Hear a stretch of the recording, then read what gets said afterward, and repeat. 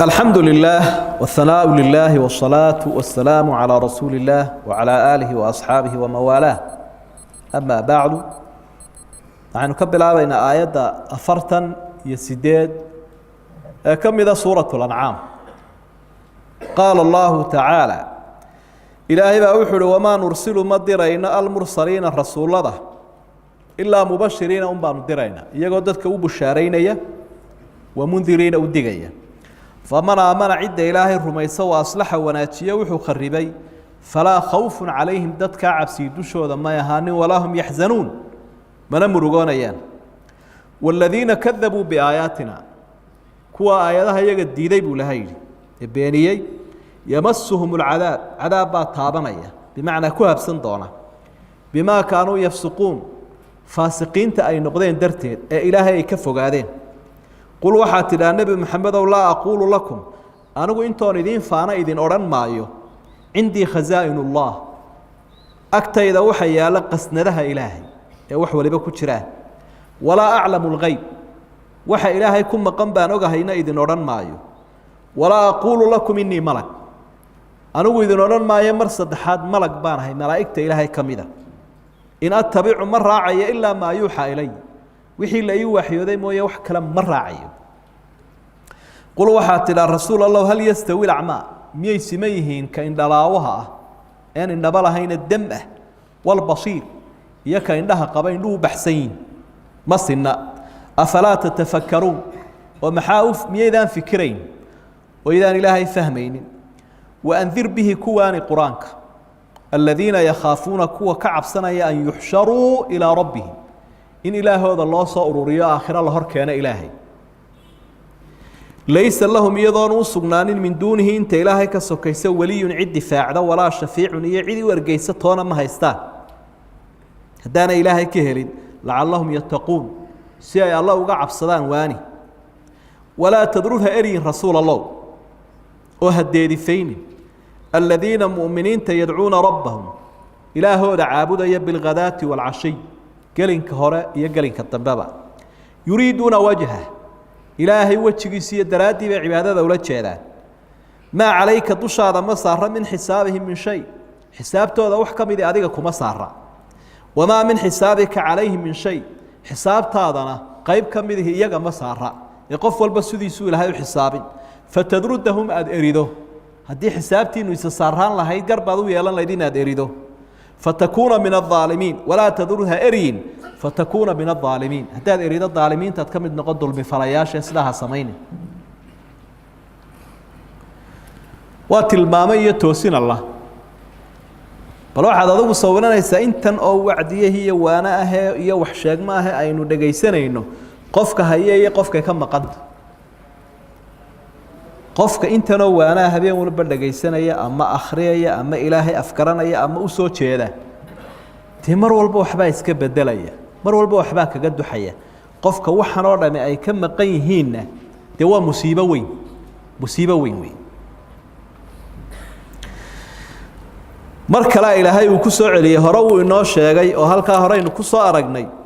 wala qad arsalna ila min qablik kuwii hore rasuulullah loo diray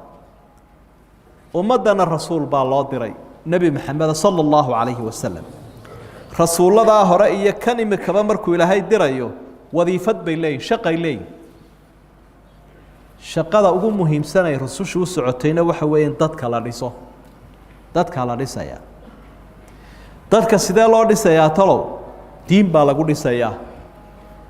markay dadku diin la noqdaan waxay noqonayaan dad wanaagsan oo tirsan oo lagu talagali karo oo ilaahayna u tirsan ummadda miirka qabtana u tirsan markay noqdaan dadka lagu talagali karayo dalkana way noo dhisayaan diintana way noo horumarinayaan dadkana way dhisayaan dunyadana iyagaa keenaya haddii dadku xumaadana dal iyo datoona jiri maayo wax waliba way baaba'ayaan markaa rasuullada shaqadooduna waxay ahayd bushaare iyo digniin dadka awliyada ilaahay iyaga ka tala qaata ee wanaaga raaca waxaasaad leedahay loogu bushaaraynaya si uu dhirado jacayl iyo hiyikac uu u galo qofka kale isagu wanaagii diidana wixii waajibka ha diidana digniin baa daba taala haddaad diiddo waxaasaa kuu yaala wacdigeennuna markaa labadaasuu isugu jiraya الترغيب والترهيب baa la idhaha qofkii in la dhiirigeliyo iyo in la cabsi geliyo neerfaha ama qaybta bushaaradu inay shaqayso maaha dadku way lugaayaan haddii loo wada bushaareeyo wacdigu wada bushaaro uu noqdo waxay odhanayaan maasha Allah waynu dharagnayba waxa la wax inaga maqaniba ma jiro kol haddii kaana waxaa lagu helaya kaana waxaa lagu helaya kaana waxaa lagu helaya intaa in ka badan baa baynu samaynaaba lidalik baa rasuulka sala allahu calayhi wasalam markii uu nebigu asxaabigii u sheegay ku yidhi qof kasta oo adduunkan shahaado daacadnimo ku jirta kaga taga aakhiro jannu helaya asxaabigu wuxuu nebiga ku yidhi dadka ma u bushaareeyaa ma ha u bushaareyna ka aamusbu ku ay isku laabanayaanoo yatakiluun way tala saaranayaanuna shahaadadaasi shahaado keliya lagu janno galaya ha odhana iska aamus marka berigii dambe uu nebigu dhintay ayuu sheegay asxaabigu dadkan oo imika aad sidan aad aragta u liitay ee cibaadada xuna u ciirciiraya haddaad tidhaa qofka shahaata jannu galaya dee way dhantay kun jeer baabaan ku celin bay odhan mid kaliya baad adigu sheegaysaa boqol shahaadaan ku celin dabeetana way dhammaan digniinta qurana dadka looma wado bilaa bushaaro aho waxaa dhici doona inay markaana quustaan cadhada ilaahay wixii keena iyo cadaab uun haddii lagu akhriyo oo bilaa bushaaro ay noqoto iyo bilaa targhiib way quusanayaan waxay odhan dee haddaa wax rajaayiba ma jiraba wax janno helayaaba dee haddaa ma jiro marka labada ayaa la isku dhex wadaya iyada oo wacdigaasi uu yimaado natiija ka dhalata wanaagsan qofku ilaahay la damco waa iimaan iyo islaax faman aamana wa aslaxa wacdigaagu waa inuu midho dhalaayo wacdiga iyo waanada rasuulka laga qaadanayo quraanka laga qaadanayo ducaada laga qaadanayo markuu iimaan ku kordhiyo islaaxna ku kordhiyo islaaxu waa kii naftaada iyo ummadda kale aad hagaajinaysa wacdiga waa laga macaashay laakiin cadaab uu ku sii kordhinaya haddaad labadaa ka macaashi weydo haddii iimaan iyo islaaxaasi wacdiga aad ka heshana natiijo kale uu leeyahayoo falaa khawfun calayhim walaa hum yaxzanuun cabsi iyo muruga inay kaa ba'do markaad wacdigu ku anfaco iimaankaagu kordho camalkaaga saalixii uu kordho waxaad helaysaa waxa loo yaqaano sacaadada nolosha raaxada nolosha adduunyada iyo raaxada nolosha aakhiro taasina waxay ku soo ururaysaa cabsi iyo muruga ka dhamaanaya alaa inna awliyaa allahi laa khawfun calayhim walaa hum yaxzanuun aladiina aamanuu wa kaanuu yattaquun laa khawfun calayhim walaa hum yaxzanuun waa awliyada ilaahay markaa dadku had iyo jeer kolka ifkan joogaan sacaadadooda iyo raaxadooda iyo nasashadooda waxa ka lumiya ama wax soo socdo ka cabsanaya geerida cudurka cadowga caydha xasu ka cabsanaya qof ama wax tagay buu ka murugaysan yahay waxa uu leeyahay kaasi saasuu ku haboona kaasina saasuu ku haboona kaasina intaasiba way dhaaftay habeenkii labadaas bay dadku ka seexan waayaan kuwa mudan la isleeyahay way mudan yihiinoo waxba ay haystaan labadan bay ku xiiqsan yihiin marka saasay u kala dhalanayaan quraanku wuxuu inoo sharxayo labadaa kuwana calfan calaflaanta ku dhacdayna dee waxa weeye cadaab allah xaasilu ah waladiina kadabuu biaayaatina yamasuhum alcadaabu bimaa kaanuu yafsuquun faasiq buu noqday qofki bimaa kaanuu yafsuquun waa dembiga loo haysto kiiska lagu haysta waa bimaa kaanuu yafsuquun cadaabka maxaa dhalay faasiqnimadaa dhashay beeninta aayadaha ilaahay baa dhashay rasuulkii oo laga tala qaadanayo quraankii iyo wixii baad keentay qofkaana cadaab uu daa kol hadduu ilaahay diida adoon waxa xaasilo cadaabka ama waa loo yar dib dhigi ama uu ku soo degdegi nabi maxamed sallallahu alayhi wasallam ilaahiisa ayaa tarbiyay adabahu rabbuhu fa ahsana ta'diba ilaahay ba adaabtiisa iyo akhlaaqdiisa ba xil qaaday oo soo qorqoro hagaajiyay marka rasuulka waxa ilaahay uu barayaa inuu dadka ku rabeeyo isaguna الشجاعة في القول والمواقف موقف كيسة إنه ضدك وعدايو وحي ودونه ينا وكل يرنكره حق أنا وكل يرنكره سيدا درتيد ومدو ده وحيابي كدونه يسنبيجه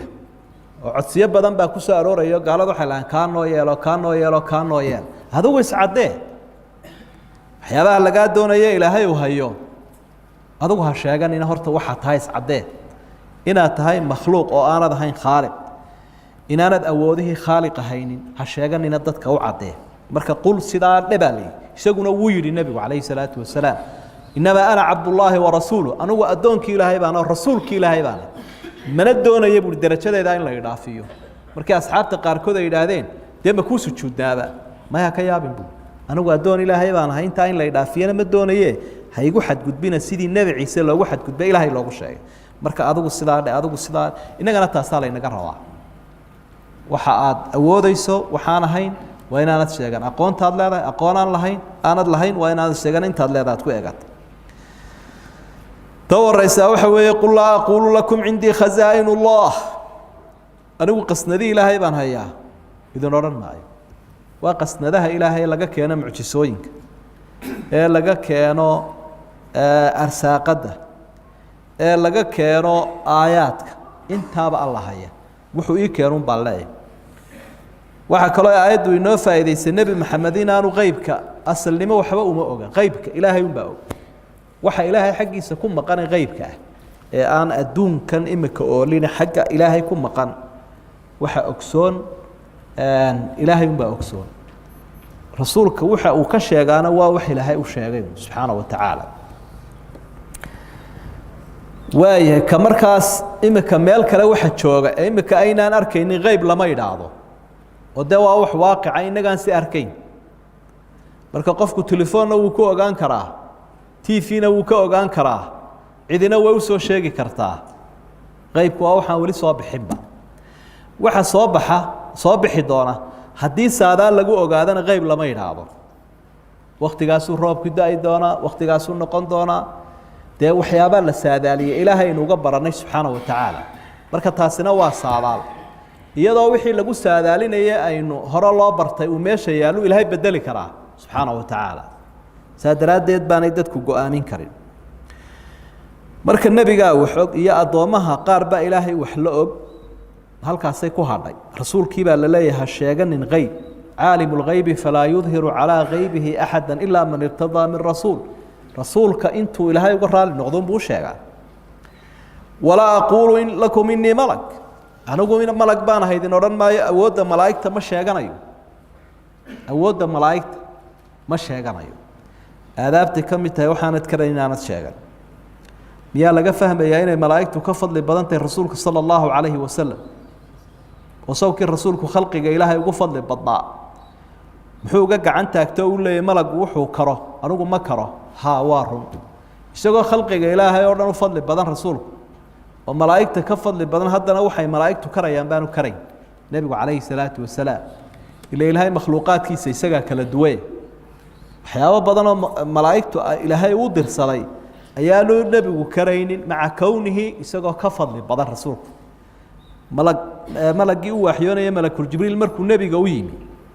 ee maalintii horeeyay casharka uu siiyey maxaa gaadhay nebiga calayhi salaatu wasalaam dee isagoo gariirayo argagaxsan waa kii xaaskiisa u taga lahaa dahiruunii wazamiluunii bal hadda ha laydedo maxaa argagaxa ku keenay waa haybadda malaga in attabicu ilaa maa yuuxaa ilaya saa uu nebiga warkiisu ku urursan yahay baa innagana warkeennu ku urursan yahay wixii diina ilaahay baynu uga dambaynaa rasuulkaynu uga dambaynaa waxyigaynu uga dambaynaa waxaynu doonnaba iskama yeeli karno innagu distoor iyo nidaam samaawiya ilaahay uuna siiyeyoo dee nebiga la yidhi raac innaguna waa raacayna sidaasaana ilaahay naga raali noqonaya in attabicu waa xasri weeye nafyi iyo ihbaatka istaba socdaa maa attabicu ilaa maa yuuxaa ilaya waxaan ku dhaqmayo ee diinii noqonaya waa waxa ilaahay uu ii waxyooday miyaa laga fahmayaa aayaddanna su-aal kale nebigu ma ijtihaadi jirin oo ijtihaadku ambiyada uma banaanayn mise wuu banaana waa masale khilaafiya fi cilmi usuul ambiyadu way ijtihaadi karaan oo mid waliba wixii ay la tahay waxbuu ku xukumi karaa sidii nebi daawud iyo nebi sulaymaanba calayhim assalaam markii ariga loola yimi ijtihaad bay galeen waxaa asiibay nebi sulaymaan oo kii yara ahaa labada nebi ruuxii labadii dumar ahaa ee inanka yar isku haystay markaana waxaa gartay masaladii sidii ay saxda ku ahayd nebi sulaymaan waa ijtihaad bay ka ahayd ilahayna wuxu uhi fafahamnahaa sulaymaan rasuulkuna sala allahu calayhi wasalam wuu ka ijtihaadi jiray masalooyinka wixii aanu markaa daliilu haynin laakiin waxaa laga hadlayaa mabda'iyan ra'yigaygu ima hagaya aniga laakiin waxa ay hagaya waxyiga ayaa hagaya inta waxyi jiro wax kale ijtihaad iman maayo qul hal yastawi al-a'ma wal basir afala tatafakkarun in dalaawa iyo in dhaqaba iyo in dalaawa masina qofaan in dalahayn iyo qof in dhaqaba labadaas masina qofka iimaanka leh iyo ka aan iimaanka lahayn ayaa sidaa ka dhiga qofna indhaha u baxsan qofna waa dam adigu waxaad eegtaa nolosha labada qof say u kala duwan yihiin qof la hagayo hangabsanaya oo kolba meel ku ciiraya iyo ka noloshiisu de caadiga tahay in dhaqaba gaalkii islaamku saasay kaleeyna falaa tatafakkaruun ilmiyeedaan fikirayn baa ilaahay wuu isagoo adoomaha canaananayo waxyaabaha inoo yaala waxa kamid ah cibaadatu tafkiir waxa la yiraahdo cibaadada loo yaqaano cibaadada xagga fikirka mar horena waynu soo baraarujinay suuratu al-imraan iyo markii aynu maraynay al-cibaada saamita ayu cinwaankeedu ahaa cibaadada aamusan cibaadada fikirka oo sidaynu uga aayadahan u akhriyayno ayaa aayadaha caalamka iyo naftaada iyo wuxuu ilaahay bixiyay iyo isbedeladoo dhan inaad ka fikirto dhugato waxay u baahan tahay waa cibaado qalbiga iyo aqliga la xidhay iyo maskaxda inaad hawl geliso nimanka gaaleed dhibaatooyinkoodu way badan yihiin kolba qayb ilaahay ka digaya waxyaabaha ay sameyn jireen waxa kamid ah inay iyagu diidaan nabiga kaleey salaatu wasalaam dadka inta la socotana way ka kala inay ka kala eriyaan bay isku day jireen si cid la isu taago cadawga shaqadiisu waxa weeye inuu adigana weerar kugu yahay inta kula socotana ka reebo marka aayadda 51 laga bilaabo ilaa laga gaaro aayaadka soo socda alaysa allahu bi'alama bishaakiriin istaxiya kuntu waxay ku soo dageen nimanka gaala dabiga u yimaadeen calayhi salaatu wasalaam waxay yiraahdeen maxamedow bay oran jireen rasuul daawma aqoonsanayn nabiga calayhi salaatu wasalaam wufuud carbeed baa noo timaada markaan doonno inaan kuu keeno wuxuu sheegtay islaamaanba wa khiyaameynaya bay isleeyihiin waxa la arkayaa dad iska adoomo iyo masaakiin oo dhar xun oo ku ag fadhiya oo aan magac iyo mudnaan iyo maalqabeen iyo waxba lahayn madaxna ahayn marka inaanu kuwa la fadhiisano dadka madaxdaana la soo fadhiisino ma yara wanaagsana mushkilad kale ma jirtaa iskala ka joogaan laakiin kala xiisad un ka dhig iyagana xiisad gaarasi annagana xiisad gaara sida lagu soo galayo gaalku halku awrka marinaya irbad buu ku dayaa irbad buu ku dayaa irbadda haddaad u ogolaato awrkii baa daba socda Soomaalida waxay oran jireen gumaysigu halka oo irbad maray basay u fahmeenay kuweena imika aqoonta sheeganaya umay dhaweyn odayaasheenii hore way ka ilbaxsanaayeen gumaysigu bay yiraahdeen halku awr marinaya irbad buu horta ku dayaa waa irbadii tani marka irbadda haddaad ka aqbasho awr baa daba socda bay yiraahdeen inaguna daa irbad ma aha awrkaaba horeeyaba ayaynu ogolaanay nimankaas markaa waxay yiraahdeen xiisad gaar ah u samee nimanka masaakiinta Ammar bin Yasir Suhayb Khabbab Abdullah ibn Mas'ud wa ajilladii asxaabtii waaweynaa bal waqti gaar ah u samee annagana waqti gaar ah kadibna saasaynu de ku wada xaajoona waabaanu hagaagi qalbiga nabiga waxba ku dhaco wuxuu yiri de kollayba intan waa midho gunti ku jiro ku jooge arbay fiican tahay marmarsiyoodaasi si uu meesha uga baxo inaad waqti gaar ah u samayso malaku jibriil baaba yima aayadahan soo dhacayba وأنذر به الذين يخافون أن يحشروا إلى ربي قرآنك كواني دتك كعب سنة إن إله آخره رمانيا ومؤمنين ليس لهم من دونه ولي ولا شفيع لعلهم يتقون ودتك آمن سولي إيا الشفيعان إله يهين نار الهين وحي يقوحوا أنفعيا دتك إلهين آخره ارتقي دونان رميسا إلهي مويا إله كلين نار الهين آمن سن الله كعب سنة كوا قرآنك كواني ولا تدرد بامركايا ودبا سعود هنا إريه كوا إلهي عابودي قالين كوريا قالين كدما يريدون وجهه إلهي وجهيس لجيدان حساب تودو أديك كما صارنا حساب تادو إياك ما صارنا هداد إريه لهي هدي حسابتي إنه يسارن هاي دي فتدرده ما إريه ليدو مرمرسية دو هلي لكن كوا إياك نقاربو لهي دنبي قودي عمل كودو حسابنا أديك نقاربا لغو حسابنا فتكون من الظالمين حق هري لا سعوده ظالم بعد نقونيسا كو ظلم فلياشاد نقونيس halkii buu ku hakaday nabigu kaleey salaatu wasalaam marka intani waa jumla muctarida iftiimin baa loo soo dhex dhigay waxa wada socota walaa tadrudi aladiina laga soo bilaabo walaa tadrudi aladiina yadcuuna rabbahum fatakuuna min adaalimiin ha erin dadka sidaa u quruxda badan ee ilaahay caabudaya daalimiintaad ka mid noqonaysa fatadrudahumna nafyiga dambey la socota oo iyaduna waxa weeye maa calayka min xisaabihim min shayin wamaa min xisaabika calayhi min shayin fatadrudahum way qaybsan yihiin markaa fatadrudahumna nafyiga dambey la socotaa fatakuuna min adaalimiina nafyiga hore haddii aan sidaa la odhanin labadoodaa isku dhacaya oo macnaheedu waxa weeyaan haddii xisaabtiinu isa saarantahay fatadrudahum waad eri lahayd haddaad eridana daalimiintaad ka mid noqon lahayd oo inuu eryaabu gar u yeelan lahaaba haddii xisaabtoodu isa saaran tahay halkaasay iska diidayaan saa markaa kala celinta marka waxaynu ka faa'idaysanaynaa aayaadkan inay waajib tahay horta waxaa la yidhaha sabirka oo dee gaalku waxaa soo weerara kugu haya adig iyo ehelkaagabe adkayso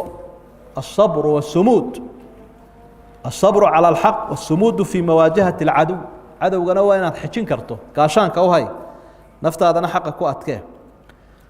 waxaynu ka faa'iidaysanaynaa aayadda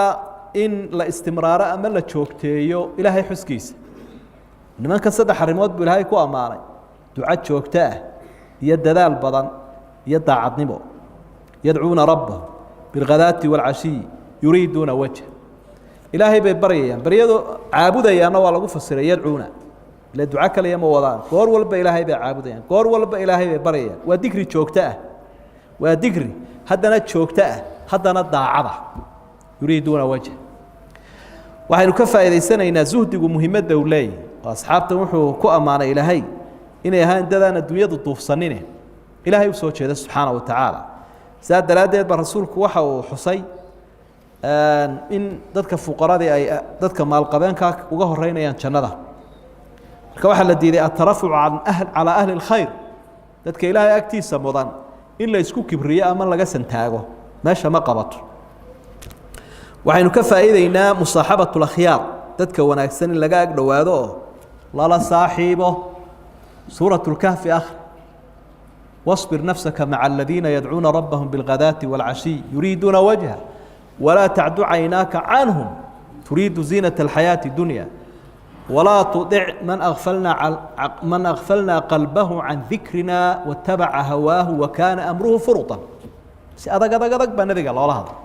وحبا إندها وتاجن بالي قار كلا الدنيا هيسته ضد كان كو إيجا وحش يسول الله صبر صاحبتي النبض وده كو أتكيس عجائبتي بلاغة إلا هاي آيات كني أما آيات وحا كمدا شيء الله يقان في علم البلاغة قلب الصدر على العجز إن حق ضمنا الله أخريك لا آيات حق هرانا الله أخريك راه أما يسكون معنا بحنايا ما عليك من حسابهم من شيء وما من حسابك عليهم من شيء أنت الضمب حق هرانا دي معناه هذه وستجية وما من حسابك عليهم من شيء وما من حسابهم عليك من شيء دي بالله أخري مركانا marka waa qalbi baa la yidhaahdaayo qaybta dambe oo macnaheedu marka dib loo celiyo iyo marka hore loo wado macnaheedu labadaba uu istaagaya kolka hore waxa ahayd xisaabtoodu adiga kuma saara xagga kale haddaad u rogto tidhaahdo xisaabtaadu iyaga ma saara xisaabtooduna adiga kuma saara way isku macnuun bay noqonaysaa min balaaqati alqur'aan bay ka mid tahay wallahu subxaanahu wa tacaala